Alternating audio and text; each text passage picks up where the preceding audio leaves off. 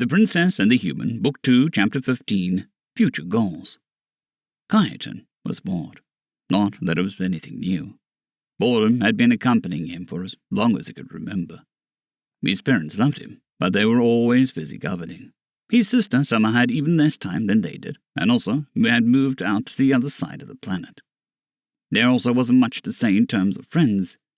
He had close to no chance of ever becoming king, not that he wanted to. However, that also meant that he wasn't interesting to the noble families and never got invited to anything. The new noble children he did meet never contacted him again. They stated, "Their schedule is full at the moment, and will give notice once they have a better overview of when they will be available," was what the servants would always say when he ordered them to make contact again. It took a few attempts until he understood what that really meant. And since he, despite everything, was still a prince, playing with the commoners wasn't allowed. In other words, he was used to being bored. The difference, right now, he couldn't do anything about it. Back in the palace, he could go and explore, sneak into places he wasn't supposed to go, or play pranks. The latter was the reason why he picked up tinkering as a hobby. It had started a bit under a cycle ago, with him simply wanting some variation in the contraptions that he built for his pranks, since always using the same tricks got old after a while. Plus the servants began seeing through them, and they no longer worked. Alas, there was no work to do for a noble with it. Mechanical work was seen as something for commoners, and whenever they found his tools, they would take them away. Okay, granted, that was primarily because he would borrow them without asking from the royal workshops, but he only did that because he wasn't allowed to have tools of his own. Though, to be fair, trying to secretly sneak out with all the stuff could also be pretty fun. Therefore, the main issue right now was not that he was bored. The main issue that, unlike before, he had no way to deal with his boredom because he wasn't allowed to do anything. With his shell weakened, he was at risk of a sudden injury with every movement, which was why the doctors don't allow him to move at all. And the worst part, he could actually understand why they were doing that. He had felt with his own body what could happen, and he definitely didn't want to repeat that. Still, he hated it. He hated that they didn't allow him to do anything. And he hated even more that he knew that they were right. It hadn't been so bad at first. His parents would visit frequently. He would remotely talk with his sister daily. And after she had finally pulled herself together, with his help, he'd add Nadine would also talk with him a lot. When he was transported to another hospital on the other side of the planet, he had feared that they wouldn't be able to talk as much due to the time differences. That didn't seem to faze her. She told him that she didn't need as much sleep since she was used to shorter days. He had also overheard some stories from the doctors. Apparently, she had saved his sister's life and even caught the culprit. When he heard that, he recalled how she told him that there was no getting away from a human. Served that assassin right. But then, almost 30 days ago, he suddenly hadn't been able to reach her anymore. He tried to contact his sister, but it was the same for her. He didn't know how to reach the Star Palace through the official channel, so he ended up calling the Sun Palace and ordering a servant there to make a call in his stead. The answer he got back was simply that both Nadine and his sister were unavailable at the moment, and that he didn't have the clearance level for any further information. It had almost been like, no, this was different. It had to be. Nadine wasn't like that. She always had time for him, and the days since he had met her had been the most fun that he ever had, even if none of his pranks worked on her. Also, whatever she was currently tied up with, his sister was involved as well. So yeah, it obviously wasn't like that. It made no sense. Why would he even think that? Still, what by the first ones were they doing that he wasn't even allowed to know what it was generally about? Whatever it was, he didn't like it, because no matter how used he was to boredom, the last 30 days had easily been the most boring of his life. Sure, his parents still called daily and visited on occasion, but that was more to see if he was fine. There wasn't much he could talk about with them. Things had begun to be so boring, he even had done what he would have never thought he'd do. He, on his own, went through his study material. It would soon be time for him to choose what job he wanted to get educated for. But government officials, advisors, managers, doctors, and so on, none of these professions seemed interesting. Alternatively, he could hire some commoners and form his own company. But what would that be about? He had no idea what he would want to make. Plus it meant getting a boring business education. And even if there was something he'd like to do, he would need to learn from his hospital room. It was so annoying. "Your Highness, are you awake?" he heard a nurse ask from outside. "Yes, you can come in." "You have a visitor," the nurse announced after opening the door. "Is it mother or father?" "Neither. It's a foreign noble called, one moment, please." Seemingly having forgotten the name, the nurse pulled out a datapad, leaving Kaiten confused. Wasn't this the most prestigious hospital on the planet? How would... Wait, does the visitor have a weirdly long name, starting with Nadine? He asked. "Yes," the nurse affirmed. "Here, got it. Yes, your visitor is Lady Nadine Who cares? What the hell are you waiting for?" he interrupted. Nadine was visiting him, in person no less. He hadn't seen her in person ever since the incident in the forest. "Apologies, Your Highness, but what? I used one of Nadine's phrases again. Just bring her up already." Yes, at once." The nurse left, shortly after the door opened again. She looked just like the last time he had seen her in person. "Hey," her soft voice greeted him. "Where were you?" he quickly asked in the accusing tone. "Yeah, sorry. Something came up. We had to scramble and didn't have time to notify you." "Scramble? Wait. Did you go off-world?" That explained why he couldn't contact her. "Yeah, it was really urgent, but again, I'm sorry we couldn't tell you." "That's not the point," he mumbled and looked up at the ceiling. "You missed my first malting." Nadine went quiet for a few ticks before answering. Sorry." Kaiten sighed. It apparently wasn't really her fault, and it wasn't like she could do more than say sorry now. Still, he had really wanted her to be there when it happened, at least on the call. "By the way, how come you're here?" We had something to do in the capital, and I thought that you would like it if I showed up." Well, I do," he quietly admitted. "Thanks for dropping by." He turned his head to face her again. "But you'll still have to make up for the time you were gone." Now that he got a closer look, he saw something he hadn't noticed yet.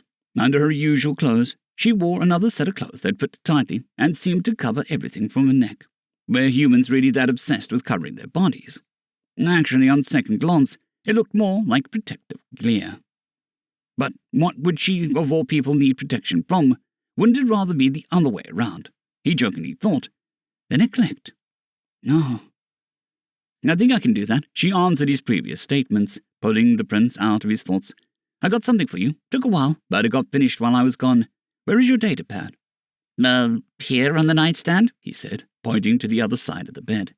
What was she planning now?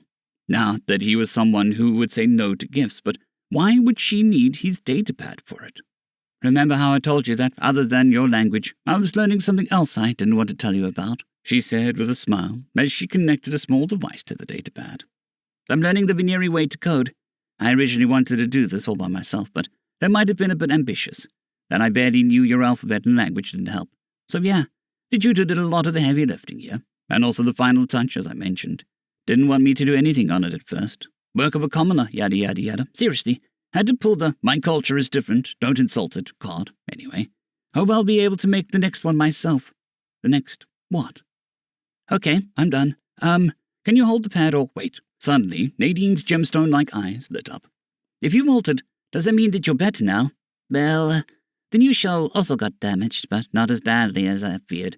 So I don't have to be as careful as before. I'm still not allowed to move a lot unless under supervision from a doctor, though. So leaving the bed on my own isn't going to happen anytime soon. But it's at least an improvement. When I molt again, things will be fine." Nadine's gaze fell. "It's not going to happen for another 4 to 5 cycles, though, right? Stop, but I know what you want to say, and we've been through this." The silence then hung in the air for a moment, so Kaiten decided to go back to the original topic. He pressed a button, and from the nightstand extended a simple contraption made to hold the datapad. "You can put it in here. Using it like this is no problem." Nadine took a deep breath and nodded. "Okay, what was I about to say? I can't believe that you guys don't have video games. I started with something retro, for the aforementioned reasons, but even by that metric, it's very bare bones since I didn't have any assets I could use. Anyway, it's made as a plug-in to the program used for video calls. That way, we can start it during a call and play online with each other. That actually was part that took the longest to make function." Kaiten just stared at his friend. "I have no idea what you just said." A faint smile appeared in Nadine's face. "Then, let's it speak for itself." And so Nadine showed him. It was indeed very simple, merely making a grid appear in which each box could be filled with either bright or dark, and through the call they could both do so. Each of them would choose bright or dark, and they would try to get 4 the same in a row. After a demonstration game, Kaiten told Nadine to not hold back. The result was 9 losses in a row. And that's for 10 losses. Sorry, Nadine said with a smile, but it's fun, right? Yeah, it is, he agreed. The losses were a bit frustrating, but it definitely beat lying around. And we can play that even if you're in the Star Palace. Whenever we make a call, we can play it, in theory, at least. I couldn't exactly test that. We'll just have to see. But couldn't you have just painted a grid on a board and made some way to mark the boxes? I don't know, different colored trinkets or something. Then you could place the datapad, and it so transmits the boards. I could just tell you where you should place my trinkets. Nadine said nothing in response. She looked straight ahead, then blinked. Still nothing. Then blinked again. Well, you have to think beyond that. I've laid a foundation here. For example, we can use the exact same program to play Othello. A bit of tweaking, and we got checkers. If I get my hands on some assets, we can play chess. There were more games they could play like this. Well, it seemed like he wouldn't be bored for the rest of his stay. Still, are those also ones that could be played on a board through a camera? Well, yes, but board games are just the start. Single player. If we can make the program able to play, you could also do it on your own when nobody else has time. There are games that are even specifically designed for single player. And just wait, what happens when it's the spreads and the first video game company gets founded? Company? Wait, it's possible to found a company with this? One of the hair tops on Nadine's eyes rose. Possible, Kaiten. Video games are one of the biggest industries on my planet. It is much more than just possible. Kaiten didn't answer. If his mouth could move in a way Nadine's could, he would probably wear a grin right now. Maybe he had an idea of what to do with himself after all. Nadine's datapad beeped. Sorry, I have to go. Oh, before I forget, Syl had something else to do, but once we're done, she'll visit as well. Okay, wait. Since when do you call her Syl? As far as he knew, only other relatives called her that. Oh well, that kinda just happened. Why don't I get a nickname? Nadine cocked her head. I mean, your name is shorter to begin with. Plus, it's not like I'm the one who came up with those. I still want one. Okay, I'll think of something. After she had left, Kaiten thought of it a bit. This video game had indeed been quite fun. Making more of these, well, he wouldn't be the one making it. But to make sure more would be made, maybe studying something boring would be worth it. I wonder what Nadine is learning.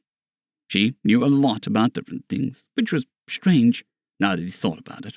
How old was she? He had never asked that. It felt like she was older than him, but she herself had said that she was still a child. 7 cycles, maybe, 8 at most. Just as Sevane exited a shuttle and entered the Sky Palace's forecourt, she could see another shuttle approach. That had to be Nadine. And indeed, after its landing, the small alien exited, flanked by a couple of guards. Once under the open sky again, Nadine gazed at a huge building in front of them. Big, isn't it? Sevane asked. Yeah, but not just that, it looks very different from the other one. Well, it's a lot older. The Sky Palace precedes the Unification War. So, this is where you grew up? The princess shook her head. No, the Sky Palace is for government work. Kaiten and I lived in the Sun Palace, a bit further in that direction. So, how did your visit go? Did you have any issues? Well, being small has its disadvantages, Nadine answered with a shrug. What does being small have to do with anything? The princess wondered. Oh, I get it. She could hide between her guards so no one could recognize her or bother her. That almost makes me envious of her height. Kaiten seems to be better, by the way. Is the first molting important? Why do you ask? Oh, did Kaiten have his... Did we miss it? Yeah, I see. Sevane sighed, slightly disappointed.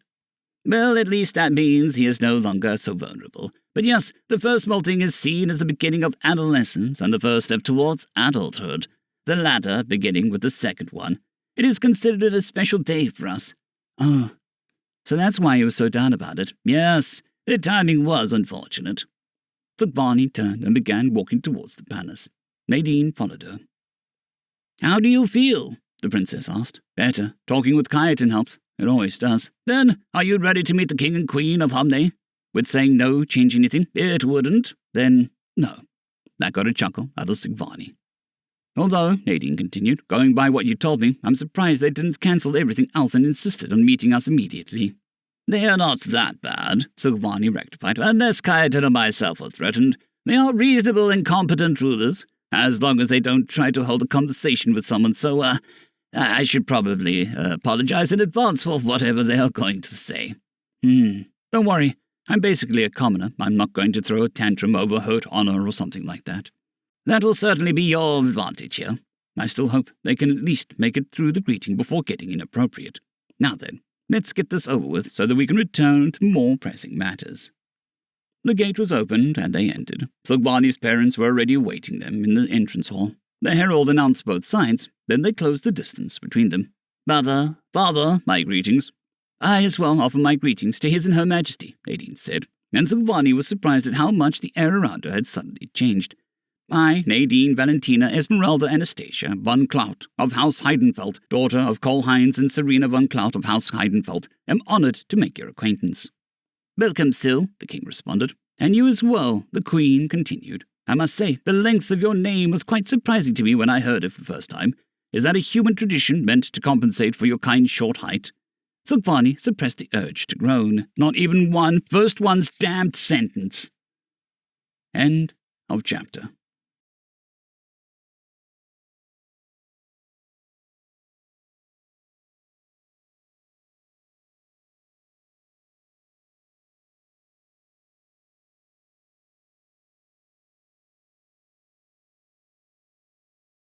I'd greatly like to thank our Tier 5 channel members, Casper Arnholtz, John Creighton, Manathayria, 050, Dragzoon W.R.E, and Elijah Silvercross. Thank you very much.